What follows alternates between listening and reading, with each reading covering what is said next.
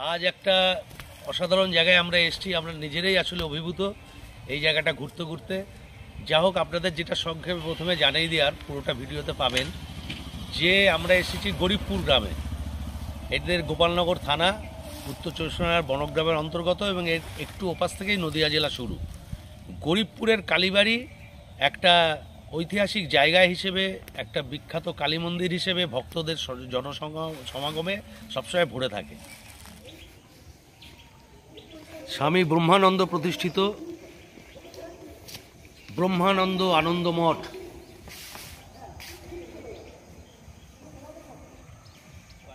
Doctor Jadunath Mukhopadhyay. Jadunath Mukhopadhyay কিন্তু সেই সময় একজন এত নামী চিকিৎসক ছিলেন, এবং এই গরিবপুর গ্রামটাকে উনিই তৈরি করেছিলেন। এবং যদুনাথ মুখোপাধ্যায় তখন ডাক্তারের উপরে বাংলা বই, যেগুলো ধাত্রীবিদ্যা, এই সমস্ত বই লিখে খুব বিখ্যাত ছিলেন। মহারাজ কৃষ্ণচন্দ্রের ছেলের চিকিৎসা করেছেন, ইংরেজদের ব্যক্তিগত চিকিৎসক হিসেবেও তার খ্যাতি ছিল। এবং তার সবচেয়ে বড় কথা, তিনি দুটো সংবাদপত্র বের করতেন।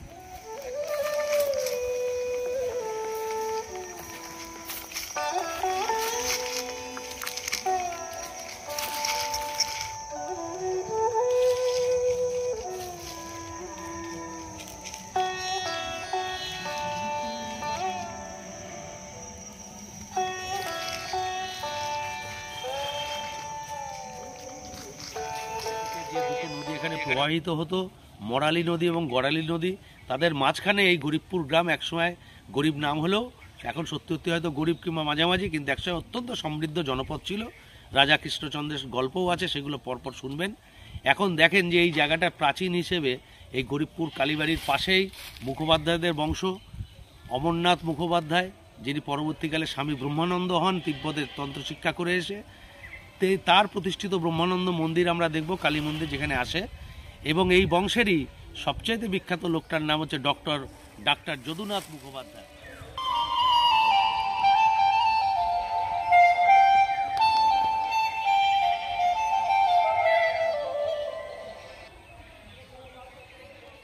গরিবপুরে স্বামী ব্রহ্মানন্দ প্রতিষ্ঠিত বিখ্যাত কালীবাড়িতে এসেছি। তার ইতিহাস অনেক আছে। পুরনো ইতিহাস বই থেকে জানা যায় যে বিরাট একটা জলাশয় ছিল মন্দিরটার পাশে। সেই জলাশয়ের চিহ্ন কিন্তু আমরা দেখতে পাচ্ছি, খণ্ড খণ্ড হয়ে আছে।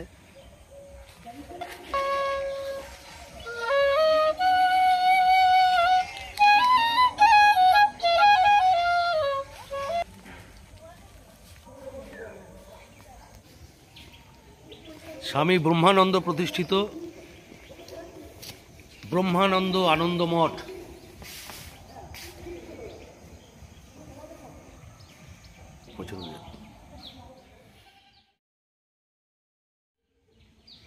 স্বামী ব্রহ্মানন্দ এখানকার গরিবপুর গ্রামের প্রতিষ্ঠাতা, সবচেয়ে কৃতি সন্তান ডক্টর যদুনাথ মুখোপাধ্যায়ের জ্যেষ্ঠ সন্তান। তাকেও ডাক্তারি পড়ানোর জন্য পাঠানো হয়েছিল, কিন্তু তিনি ধর্মে তার মন অনেক বেশি ছিল। তিনি ধর্ম সাধনায় নিজেকে যুক্ত করেন। পরবর্তীকালে তিব্বত এবং বিভিন্ন জায়গায় ঘুরে বেড়ান। তার সমাধি এখানে এগুলো নতুন করে নির্মাণ করা হয়েছে, কিন্তু অতীতে যে সমস্ত আঞ্চলিক ইতিহাসকাররা এসছে, বিশেষ নির্মল মুখোপাধ্যায়ের বইতে আমরা পাচ্ছি যে সেই মূল মন্দিরটা তো আমরা দেখতে পাই না, তার আকারটা বুঝতে পারি, আধুনিকতার প্রলেপ পড়েছে। এখানে কিন্তু সাধক স্বামী ব্রহ্মানন্দ এবং তার সন্তান স্ত্রীর সমাধি এখানে রাখা আছে।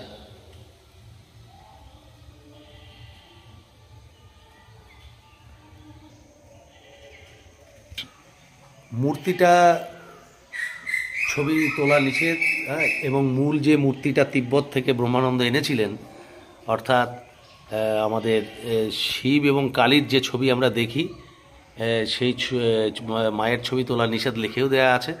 কারণ শিব এবং কালীর যে ছবি আমরা দেখি, তাদের যে ভঙ্গিমার একটা শৃঙ্গারের ছবি আছে বলে বোঝা যায়, আমরা ইতিহাস বইতে পড়েছি।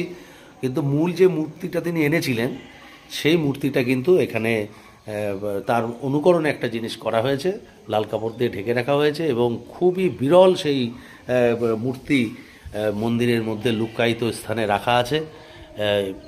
এবং আমরা দেখি পাশে যে বুদ্ধদেবের ছবিও রয়েছে, বুদ্ধদেবের মূর্তিও রাখা রয়েছে। এবং আমরা পুরনো ইতিহাস বইতে যেটা পড়েছি যে ওই মূর্তির পাশে বুদ্ধদেবের মূর্তি রেখেই তিনি সাধনা করেছেন স্বামী ব্রহ্মানন্দ। এবং এই এই প্রকার পূজার ভঙ্গিমা থেকে, ধরন থেকে বোঝা যায় যে তিব্বতের যে বৌদ্ধ তান্ত্রিকরা তাদের মতবাদ দ্বারা আকৃষ্ট হয়ে তিনি সেই পথেই তন্ত্র সাধনা করে সিদ্ধি লাভ করেছিলেন। পাশেই ঘরটাতে দেখুন যে রামকৃষ্ণদেব, সারদামণি, বিবেকানন্দের পাশে আরেকটি ছবি রয়েছে। এই ছবিটাই কিন্তু এই গরিবপুরের জনক, প্রতিষ্ঠাতা এবং সবচেয়ে কৃতি সন্তান ডক্টর যদুনাথ মুখোপাধ্যায়ের ছবি। এটা বিরল ছবি। আমরা দেখতে পাচ্ছি যে এই গরিবপুর কালীবাড়িতে ভক্তরা প্রচুর আসে, এটাকে বিশ্বাস করে, মানুষ তার মনোবাসনা পূরণের জন্যে দেবীর কাছে প্রার্থনা করে। মানুষের নানাবিধ প্রার্থনা, নানাবিধ বাসনার চিহ্ন আমরা দেখতে পাচ্ছি এই বেলগাছটার সঙ্গে। সেটাও একটা প্রাচীন গাছ। এবং এই শনি এবং মঙ্গলবার বিপুল জনসমাগম হয়। তাছাড়া প্রতিদিনই অজস্র মানুষ এখানে ভক্তির টানে আসে। এক সময় চারপাশে ছিল গভীর অরণ্য, গভীর বড় বড় আম গাছ ইত্যাদি চিহ্নগুলো, তেঁতুল গাছের চিহ্নগুলো রয়ে গেছে। এটাকে নতুন করে দেয়া যাক না কেন, এই গাছগুলো দেখলেই বোঝা যায় যে এটা প্রাচীনত্ব কত দিনের। আমার মনে হয় তো এটা অনেক দিন আগেকার সব গাছ, 200-300 বছরের হবে। হ্যাঁ, বৃহৎ তেঁতুল গাছ, অশ্বত্থ গাছ, ছাতিম গাছ, আম গাছ, হ্যাঁ, এইগুলো আমরা দেখতে পাচ্ছি এখানে।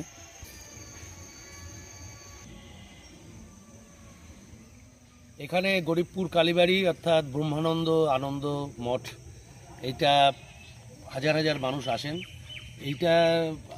কিন্তু আমরা মন্দির পরিদর্শন শেষে আপনাদেরকে নিয়ে যাব ইতিহাসের একটা প্রায় এখন মনে রাখে না মানুষ সেরকম একটা জায়গায়। পেছনে আমাদের রয়েছে মুখোপাধ্যায় পরিবারের বাড়ি।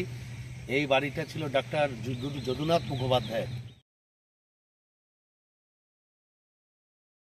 যদুনাথ মুখোপাধ্যায় কিন্তু সেই সময় একজন এত নামী চিকিৎসক ছিলেন এবং এই গরিবপুর গ্রামটাকে উনিই তৈরি করেছিলেন। এবং যদুনাথ মুখোপাধ্যায় তখন ডাক্তারের উপরে বাংলা বই, যেগুলো ধাত্রীবিদ্যা, এই সমস্ত বই লিখে খুব বিখ্যাত ছিলেন। মহারাজ কৃষ্ণচন্দ্রের ছেলের চিকিৎসা করেছেন, ইংরেজদের ব্যক্তিগত চিকিৎসক হিসেবেও। একটা হচ্ছে ইন্ডিয়ান মিরর এবং আরেকটা হচ্ছে সমাজ ও সাহিত্য বাংলায়। এবং সমাজ ও সাহিত্য তখন খুব নাম করে। এবং পরবর্তীকালে তার ছেলে, অন্য একটা ছেলে, সে সম্ভবত মেজো ছেলে, এটা সম্পাদনা করেন। এবং গরিবপুর গ্রামে কিন্তু প্রেস স্থাপন করা হয়েছিল। তখন তার ছেলে প্রেস স্থাপন করেছিল, এখান থেকে সংবাদপত্র ছাপা হতো। ভাবেন, কলকাতা যখন লিড করছে, কলকাতা যখন সব কিছু, একমাত্র কলকাতাতেই সব কিছু, তখন কত দূরে গরিবপুরে কিন্তু প্রেস নির্মাণ করেছিলেন। অর্থাৎ আধুনিকতার আলো এই গরিবপুর গ্রামে নিয়ে এসেছিলেন। নাম এখন গরিবপুর হলে কী হবে, একসময় এটা সমৃদ্ধ পুরী ছিল। এবং যদুনাথ মুখোপাধ্যায়ের বড় ছেলে তিনি হচ্ছেন এই স্বামী। ছিল একটা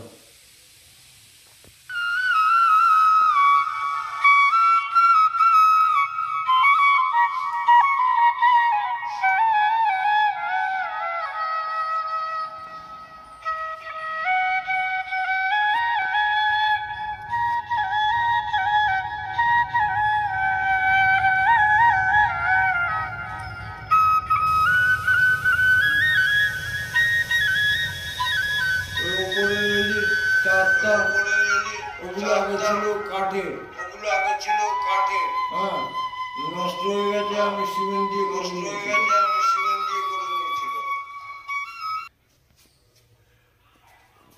যদুনাথ মুখোপাধ্যায়ের সেই ঐতিহাসিক জায়গাটা গরিবপুরে হাসপাতালে যেখানে নির্মাণ করেছিলেন তখনকার দিনে, তার একজন সেই অসাধারণ মানুষের, মহান মানুষের এক বংশধরের সঙ্গে আমরা দাঁড়িয়ে আছি। আপনার নামটা? আপনার নাম? সোমনাথ মুখার্জি। সোমনাথ মুখোপাধ্যায় বংশধর। কালিদাসের ছেলের নাম যদুনাথ মুখোপাধ্যায়। যদুনাথের ছেলের নাম হচ্ছে কুমারনাথ মুখোপাধ্যায়। উনি সব উনি যদুনাথ মুখোপাধ্যায় আপনার ছেলেকে ডাক্তারি পড়াতে বিলেত পাঠিয়েছিল। উনি একজন ব্লেড ডাক্তার ছিল, তো তখনকার ব্রিটিশ পিরিয়ডে। এবার ডাক্তারি করতে বিলেত পাঠিয়েছিল, কিন্তু ওনার মাথার মধ্যে রয়েছে কালী সাধনা করবো, করবো এই ওর কাছ থেকে শুনবো যে এই গরিবপুরে যদুনাথ মুখোপাধ্যায়রা কিভাবে এটার পত্তন করলেন, কৃষ্ণচন্দ্র রাজার সঙ্গে সম্পর্কটা কি ছিল। কৃষ্ণচন্দ্র মহারাজের ছেলে একবার অসুস্থ হয়েছিল, যেটা আমি শুনেছি, ঠিক আছে, জেনারেশন ওয়াইজ। তা তখন উনি জানতে পারেন যে উনার আন্ডারে যে সমস্ত মানে জমিদারদের বিনা শর্তে ভূমিদান করা হয়েছিল, তাদের মধ্যে একজন আছে খুব ভালো ডাক্তার একজন। উনি মারা গেছেন। ওনাকে কল করা হয়, তখন উনি যায়, গিয়ে ট্রিটমেন্ট করে ওনার ছেলে সুস্থ হয়ে যায়, ঠিক আছে। তারপরে উনি এই জমিদারিটা ওনাকে দান করেন, ঠিক আছে। তারপরে উনি ছিলেন ডাক্তার, এই বাড়িটা যেটা দেখছেন এটা ডাক্তারখানায় ছিল। তা উনিও চেয়েছিলেন যে ওনার 4 ছেলে, তার মধ্যে বড় ছেলে হচ্ছে কুমারনাথ মুখোপাধ্যায়, যিনি এই সাধনপীঠটা প্রতিষ্ঠা করেছেন। তা উনি চেয়েছিলেন ওনার ছেলেও যেন ডাক্তার হয়, ছেলেকে পাঠালেন ডাক্তারি করতে। সে ডাক্তারি করতে দিয়ে কিছুদিন পরে ডাক্তারি না করে চলে আসেন। আসার পর তারপরে উনি সাধনার দিকে চলে যান।